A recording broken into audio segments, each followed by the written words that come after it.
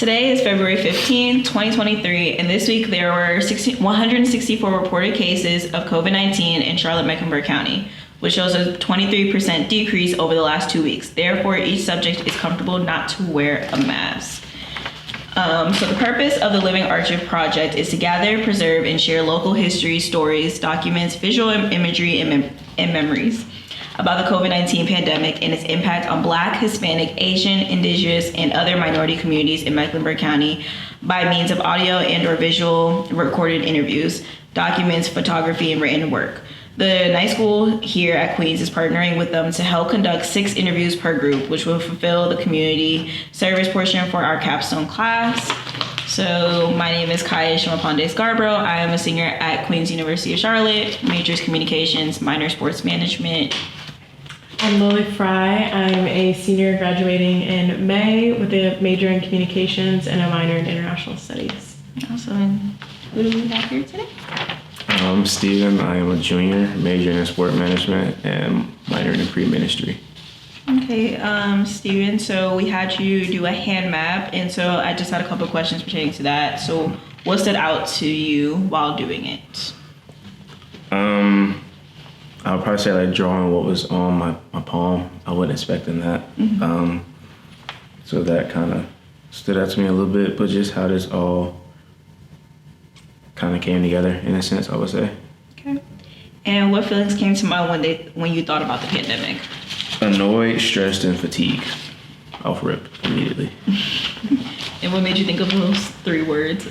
Just kind of looking back on the pandemic and everything that happened. That was probably my biggest feelings towards it, especially like in the height of it. So like at first it wasn't like that, but as time went on, those feelings definitely kind of came about. So those 3 words that struck out to me, they were kind of like negative. So what would you say that you gained from the pandemic? What some?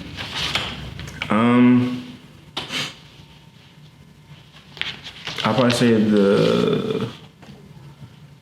say knowing that I can adjust, because it was a lot of adjustments, like last minute adjustments because of it. So I would say like knowing that I'm able to be versatile and adjust at the last minute is probably what I learned the most. Okay, perfect. And so who was your support team during that time? Definitely my parents, God, of course, my girlfriend. Those are probably the biggest ones, and my friends as well, like my closest friends back home. We're gonna take this one, write that in. So just getting started off with the basics. So where are you from? Where is home right now for you? So I stay on campus, but Winston-Salem, North Carolina is where I'm from. And then, so that's where you were born? Yeah, born and raised. Okay, so how long have you been living in the Charlotte area? 3 years. 3 years, yeah.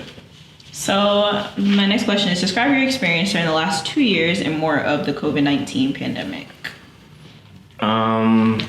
Rough, definitely rough. What about it was rough? So I came in 2020, and usually so I was on the basketball team, came in on full scholarship, and usually like basketball players or like athletes come in June for like summer workouts and like classes and all that, but because of the pandemic, we had to come later on, which was October 1st, which is also my mom's birthday too. So we moved in on that day, and then just with everything with the pandemic that had happened, it was just like, mine was just everywhere. It was like a tough move, and then having to adjust, like leaving family and like leaving my girlfriend back at home and just leaving home in general. And then with everything with the pandemic and like how strict they were with that, it was just a lot to deal with. So you say you came in 2020. So how was the transition from going to high school to college being in the pandemic? Toughest transition of my life. So serious. Like it was, I tried to be like macho, like, okay, I'm coming into college, I gotta be strong. Like I can't, I'm kind of like growing up, so I can't like, I don't say I don't need my parents, but like I kind of have to like grow apart from them. And like, that was definitely the wrong mindset to have. And we kind of came up with the idea of, like my parents would come up here every weekend. Like my whole freshman year, every weekend they came up here just to like, we would like go eat, get groceries, and like just chill for a little bit, and then they would go back home. But that's what helped me the most, like make that transition into college with the pandemic. And like I said, just the uncertainty with the pandemic and how strict they were with that, it was just like extremely hard to adjust. So, yeah. So, what do you remember of the early days? What did you do during the lockdown? So, it happened my senior year of high school, and it was weird because my team, like, we made it to the state championship game. So, like, the week of leading up to that, like, we heard, like, talks about it, but, like, it was nothing serious. And as it got later on in the week, more and more people were just like, okay, like, this is a pretty serious thing. So we're like, okay. So, like, I probably said a few days before, we were supposed to play on, like, a Saturday. And probably, like, that Thursday, like, our coach called us into the office and he was like, okay, like, this pandemic thing is, like, bigger than they thought. So it'll be, I think at first it was just, like, limited fans. And then, like, we left and came back, like, another, like, 20 minutes later. He's like, okay, now it's, like, just immediate family. So, like, you get, like, 2 or 3 tickets. And then we left and we went back to his office. He's like, okay, they just canceled the game. So we're like, oh, this is kind of a lot more serious than we thought. Yeah. So then, like I said, just in March, it was just home. Like, I was just home all day, nothing to do. So, like, my days would consist of, like, waking up. And I was still in school at the time. We were doing online school. So I would, like, do work. And I would work out and just go to the room and just, like, chill. And I did that every day from March, like, October. So it was rough. So describe your experience of going to school. So you talk about high school and college. What was the experience, I guess, of both? And did you have to wear masks during those times? Mm-hmm, definitely. So again, with basketball, I played basketball as well. And when I first came in here in October, it was just men's basketball, women's basketball, wrestling, I think, and swimming. Those are the only people on campus. And, like, we still had to wear masks, like, everywhere we went. So, like, they were even telling us to wear masks, like, outside. And we're like walking from the dorm to, like, the gym or something like that, we had to wear a mask. And then too, like, if somebody tested positive, that was 2 weeks in quarantine, and we were already in our own rooms. So it's like just that isolation away from everything, like, everything and everybody was just rough as well. But, like, we had to wear a mask everywhere. And then the second semester, they kind of, like, it was still strict, but we were able to, like, go in classrooms, but we had to wear a mask, like, in classroom, like, over the nose and all of that. So with all the teams being on campus, was it a struggle with social distancing requirements at school? Absolutely. And then too, like, you know, I'm a sociable person, so not being able to, like, really, like, talk to people and be sociable was extremely hard. And like I said, just having to wear a mask, like, everywhere we went was bad. So so you mentioned in the beginning of the interview about doing, you know, being at home since you started high school there. So what was it like doing school at home compared to being in school? Weird, because I'm a hands-on learner. And, like, I like to interact in class. So the fact that I couldn't do that, like, especially when I came to college, like, class schedules are different. So if I had 8 a.m., like, I was waking up at, like, 7:59, like, on the dot. Just brush my teeth, throw on, like, a hat or something like that, and then, like, log on to class. As opposed to, like, usually, like, I have 8 a.m. now, but because we can go in class, I'll wake up, like, 7:30ish around that time just to get there on time. So it was weird, and it was a lot harder to learn that way too, because it felt like I wasn't really learning anything. Like, I felt like I was just submitting work before 11:59, honestly. Yeah. So. Definitely. So how do you feel like your friendships and relationships changed during the pandemic? I don't think it really was like a big change. Like, we checked in on each other and we made sure that, like, everybody was okay. At least, like, me and my closest friends. But kind of everybody was just, like, so caught up in what they had going on and what they were dealing with that it was just, like, I won't say hard to check in, but, like, we didn't really check in as much because of what we had going on in our own lives. Yeah. So what do you miss most during the pandemic? Nothing. I don't miss anything. Like I said, it annoys me because, and then, like, they changed the rules so much with it, with, like, the quarantine and all that. So it's like, all right, that was just annoying having to, like, adjust to that. Like, it was crazy. We would prepare for, like, a game. Let's say we had a game Wednesday. So, like, Monday and Tuesday, we would, like, literally scout one team, go over their scouts, go over their plays and all that, get ready for the game. And then Wednesday morning, we found out somebody tested positive. So now we have to, like, reschedule another team and then scout for them that same morning of the game and, like, change where we're going and all that. So it's just like I said, having to do all that adjusting, it was just it was too much, so I don't miss anything. So yeah, that gets into my next question when you talk about change. So like, what was the process like transitioning over time as restrictions and accommodations would come and go? I was excited but mainly because I didn't have to wear a mask anymore. So that was and then like I have asthma too, so like that mask was really like affecting, like if I wore it the right way, it was really affecting like how I was breathing and all that. So that in itself, and then too, like it was funny because you could just see people like you could visibly see them just getting tired of like the mask mandate. Because at first everybody was like super strict about it, and like masks. Like it's thing on social media. Like I saw somebody with like a hoodie and like they had like a pot, like the top of a pot, and they had it on their face and like tied it up. Or like I saw a guy, he had a football helmet on in Walmart, and like I was shopping with my dad, and that was the funniest thing in the world to me because it's like this guy has a Baltimore Ravens football helmet on for a mask or whatever. But like as time went on, you just see people that they didn't even care about the mask. Like they would have it like right here, or like they would have it under here. They wouldn't have it on at all. So just seeing like the change and all that, what made me the most happy was definitely like not having to wear a mask. That's true. So was there a time during COVID-19 that you stepped in to help those that were affected at all? Mostly I'll probably say my teammates at the time, because I couldn't really do anything at home because we were in quarantine or we isolated, so we couldn't go anywhere, we couldn't leave unless we had to. And then too, like we had to protect ourselves because I think everybody in my house at the time, except for my dad, had asthma, so it would affected us a lot worse, I feel like, than everybody else. So we had to be careful. But when my team on campus, like we were quarantined, if they needed like snacks or something like that, like we would help each other with snacks, or just like I said, mostly my teammates, and just making sure that they were okay at the time, because like it definitely takes a toll on you mentally.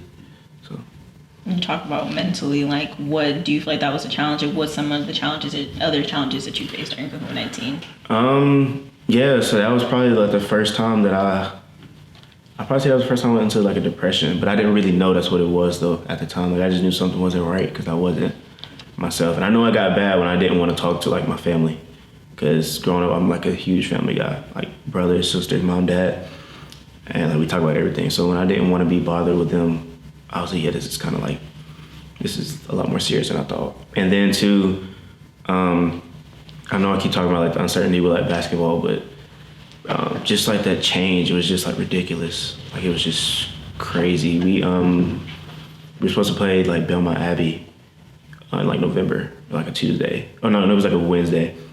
And like I said, the night before, we found out somebody had tested positive on them, so that we couldn't play them. So our coach was like, hey, we may go to DC tomorrow. And like just like the week of Thanksgiving.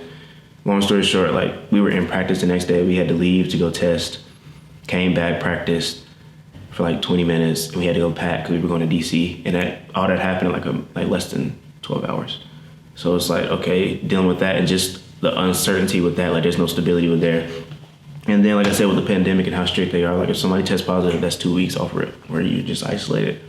And then too, at the end of the year, it was a lot of police brutality. So it was like everywhere I looked on social media, where it's like Instagram, Twitter, Snapchat, it was like another like black teen had been killed or something like that. It was just police brutality everywhere. And it was just literally like just taking over me. And I'm just like, bro, like there's just so much going on. And I remember going home for Christmas, like we were supposed to get a week, but somebody tested positive, so we got 2 weeks. That was like 2 weeks in quarantine, and when we came out of that would have been our time to go home. So they were like, you know what, like just go home for your Christmas break or whatever since you have to quarantine. And that was cool and all that. And like I remember the night before I was supposed to come back here, I dropped my girlfriend off, came back home, and like my mom and dad, they were like, hey, like they were just checking in because I'm coming in the house. And I just like broke down crying bad. And they were like trying to figure out what's wrong. I'm like, look, I don't want to go back. I want to stay home. Like I don't want to do this, blah, blah, blah. And I remember like they talked to me, cool, and I came back from the break, and like I'll probably say like a few days in, it was just like the worst space I've ever been in mentally. Like I didn't want to bother nobody. I just went to practice. Like I was there physically, but like mentally, like, I was just somewhere else. Yeah. And it was just like tough to deal with that. And I remember like it got so bad. Like I said, my parents were coming the weekend, but it got so bad they came during the week. Like they just pulled up on me like during the week. And like my mom, I'll never forget, she told me like when she saw me walk out my dorm to them. She's like, that's not my son. Like just my body language, how I was looking, like my facial expression, all that.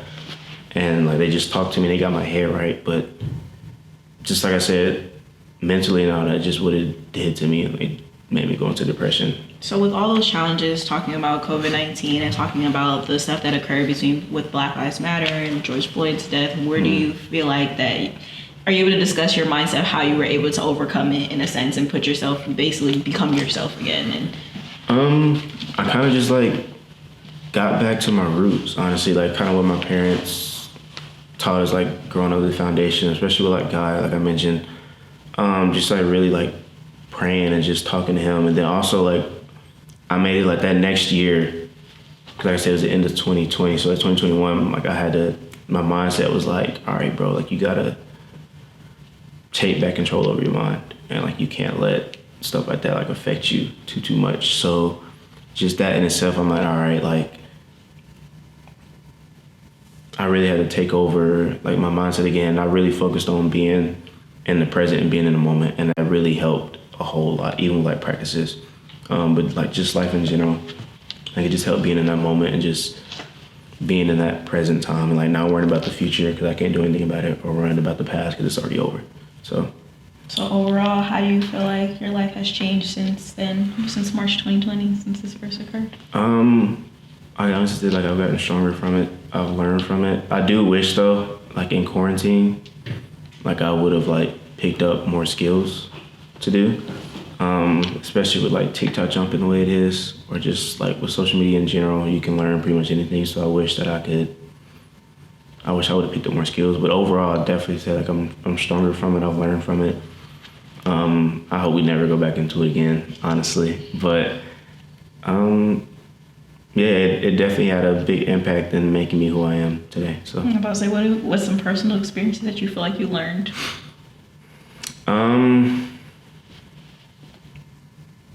What's one word that you would describe that you learned from the pandemic that you feel like?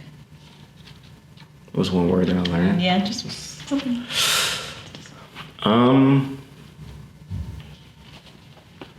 I'd probably say, thinking on it now, how important it is to have a community.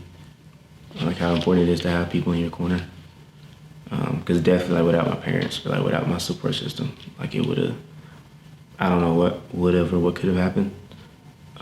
So just the fact that they were there with me to support me is like, it just shows how important it is to have people by your side that'll listen, that'll be there for you when you need it.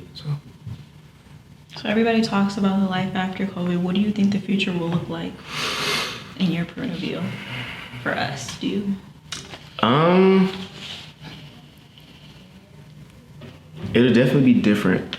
I know like people would never look at like coughing the same now. I know that's something like super simple, but I promise you, like, it's been so many, like, bro, I was at the calf one time and like somebody coughed and this girl like looked at her, yo, and I was like, but you could just tell why she looked at it the way she did. But, but I would say like coughing, like, you can just tell like some stuff is just not the same, bro. You can't sneeze no more. You can't cough no more. You can't even clear your throat no more for real, like without somebody looking at you weird. So but just the world in general, like technology advanced, the way people think that advanced and all that. How I think people are taking like mental health a lot more serious, and that's something I definitely learned during the pandemic and in college, is like how important mental health is. So I think people are taking that a lot more serious as well. And then what do you feel like some long-lasting consequences of the pandemic? What do you feel like we still got work to do on?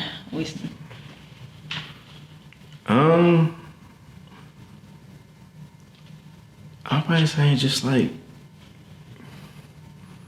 I don't know, I kind of wish people would like, if you're sick, like stay in the house.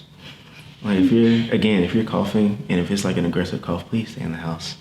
You know, like don't come out because you have to go to work or something like that. Like stay in the house, like make sure you like think about other people.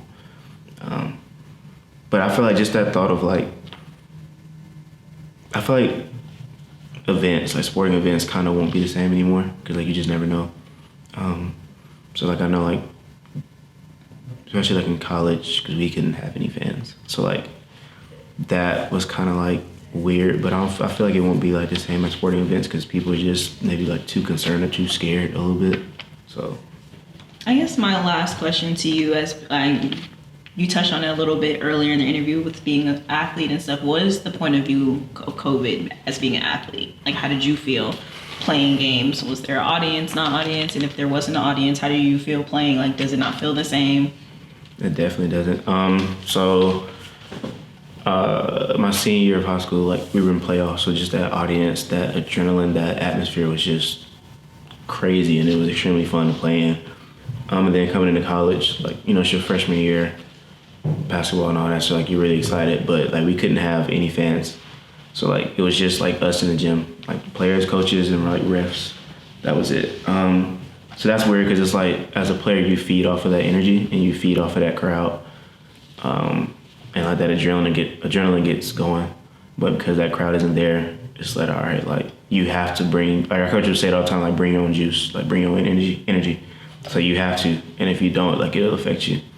So that was just extremely weird to play. And it, like as the season went on, like it was like fans here and there a little bit, but they were like extremely spaced out. So that was hard to play in because it's like, all right, bro, this isn't how it's supposed to be. So that was weird, and like, but like I said, it's also hard to bring your own juice when like you're dealing with all that other stuff outside of it. So it's like, all right, bro, like you gotta find a way. But yeah. Okay, awesome. And do you have any questions? I don't think so. Okay. Do you have anything you want to add additional to talk about your experience during the pandemic?